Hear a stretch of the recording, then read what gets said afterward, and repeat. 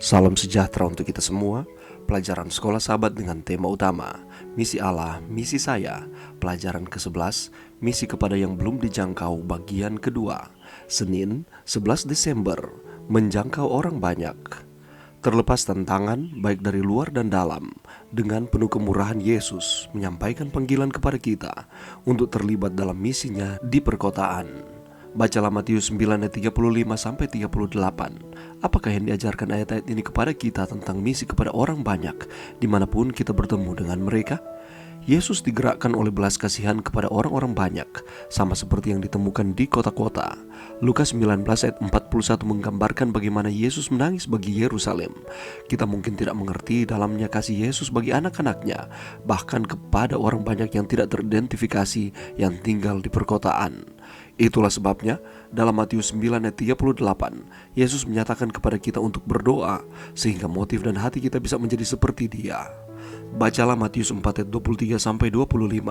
Saat Yesus memulaikan pelayanannya, dari manakah orang-orang ini datang berdasarkan wilayah geografis? Dalam Matius 4 ayat 25, orang-orang banyak mengikuti Yesus datang dari Galilea, dari 10 kota di Dekapolis sampai yang dari timur, dari Yerusalem, dan dari Yudea sampai ke selatan. Selain Samaria, wilayah apakah yang terlewat? Wilayah pesisir pantai dari Tirus dan Sidon, bagian dari Fenisia sampai Laut Mediterania dan bagian utara Galilea. Sekarang kita melihat mengapa Yesus pergi ke area ini. Perjalanan ke wilayah Tirus dan Sidon ini merupakan satu dari perjalanan misi lintas budaya dari Yesus. Sesudah berjumpa dengan orang Farisi, Yesus mengundurkan diri dari Kapernaum dan setelah menyeberangi danau Galilea, ia pergi ke negeri di bukit yang berbatasan dengan Fenisia. Ketika melihat ke arah barat, ia dapat melihat kota-kota Tirus dan Sidon yang terhampar di dataran rendah dengan kuil-kuil kafir, istana-istana yang indah serta pusat perdagangan dan pelabuhan yang penuh dengan kapal-kapal. Alfa dan Omega jilid 5 halaman 435.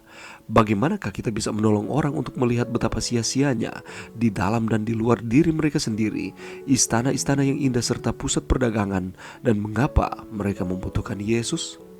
Pelajaran yang bisa kita dapatkan pada saat ini, kalau kita melihat di dalam Matius 4 ayat 23, di sana dikatakan, Yesus pun berkeliling di seluruh Galilea, yang mengajar dalam rumah-rumah ibadat dan memberitakan Injil Kerajaan Allah serta melenyapkan segala penyakit dan kelemahan di antara bangsa itu. Saudaraku, selama Yesus berada di bumi ini, ia tidak berhenti untuk bekerja. Yesus berkata, Bapakku bekerja sampai sekarang, maka aku pun bekerja juga. Yohanes 5 ayat 17. Sebagaimana yang dinyatakan di dalam ayat tersebut, Yesus tidak pernah menyia-nyiakan setiap waktu dan kesempatan yang ada. Apa yang ia lakukan? Dia berkeliling, dia mengajar dan memberitakan Injil, serta melenyapkan segala penyakit dan kelemahan. Kalau pertanyaan ini ditujukan kepada kita, apakah yang kita lakukan setiap hari di dalam setiap kesibukan-kesibukan kita? Tuhan Yesus telah meninggalkan teladan bagaimana ia dengan sepenuh hati mengerjakannya. Segala pekerjaan yang diserahkan Bapakku kepadaku, supaya aku melaksanakannya. Yohanes 5 ayat 36 bagian A. Kini kabar baik keselamatan, misi tersebut ada di pundak kita. Tuhan Yesus memberikan perintah kepada kita bahwa setiap orang percaya untuk memberitakan akan kabar baik ini. Perintahnya kepada kita, pergilah ke seluruh dunia, beritakanlah Injil kepada segala makhluk. Markus 16 ayat 15. Sudahkah kita melakukan akan perintah Tuhan ini? Mungkin di dalam pikiran kita berpikir bahwa nanti saja, kalau kita sudah menyelesaikan setiap prioritas di dalam kehidupan kita, baru kita akan memberitakan akan kabar baik ini. Atau kalau usaha-usaha kita di dalam pekerjaan kita sudah diberkati Tuhan, barulah setelah itu kita memberitakan akan kabar baik ini. Apakah seperti itu cara berpikir kita? Kita selalu menyatakan berbagai macam alasan supaya kita menunda memberitakan akan kabar baik, menjangkau akan orang banyak, dan kita lebih memprioritaskan akan setiap pekerjaan-pekerjaan atau hal-hal prioritas yang menurut kita penting di dalam kehidupan kita.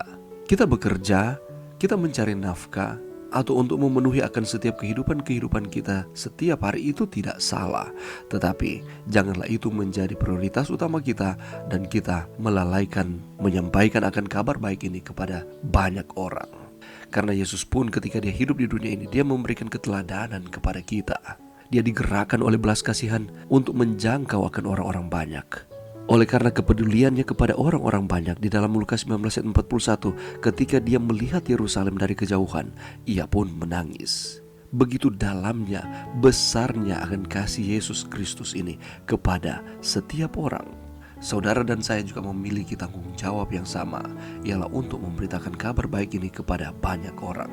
Mulailah dengan orang-orang terdekat kita, sanak saudara, teman kita, tetangga, dan yang ada di sekitar kita. Karena firman Tuhan menyatakan bahwa memberitakan kabar baik keselamatan ini adalah pekerjaan utama semua orang yang percaya sebelum Tuhan Yesus datang pada kali yang kedua. Kita boleh lihat itu di dalam Matius 24 ayatnya yang ke-14. Oleh karena itu, Tuhan menyampaikan panggilan kepada kita untuk terlibat di dalam misinya untuk menjangkau banyak orang. Karena Allah mengasihi manusia. Mari berdoa. Terima kasih Tuhan atas firman-Mu pada saat ini. Bantu kami Tuhan untuk kami dapat menyatakan akan kabar baik keselamatan kepada banyak orang. Ini doa kami Tuhan di dalam nama Yesus. Amin.